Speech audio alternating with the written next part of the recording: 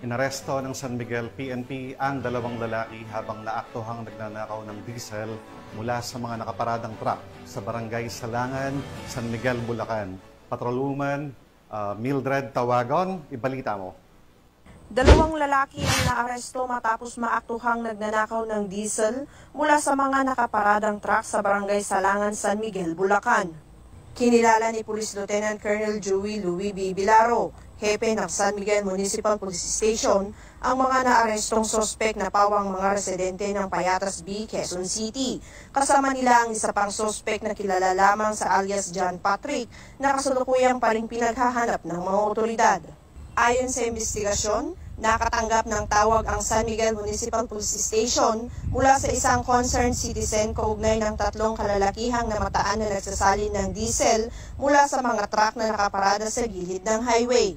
Agad na rumisponde ang mga nagpapatrolyang pulis at sa loob lamang ng 5 minuto ay nakarating sa lugar ng insidente.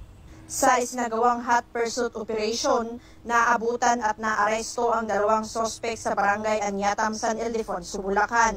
Dinala ang mga naarestong sospek sa San Miguel Municipal Police Station para sa kaukulang dokumentasyon at inihahanda ang pagsasampa ng kasong paglabag sa Revised Penal Code kaugnay ng pagnanakaw. Pinuri ni Police Colonel Angel L. Garciliano, Acting Provincial Director ng Bulacan Police Provincial Office, ang mabilis na aksyon ng San Miguel Municipal Police Station sa loob lamang ng 5 minutong response time na nagresulta sa pagkakaaresto ng mga sospek at pagpigil sa tuluyang pagnanakaw ng diesel. Patuloy ang mas pinaigting na police visibility at mabilis na pagtugon ng Bulacan PNP upang matiyak ang kaligtasan at kaayusan sa buong lalawigan.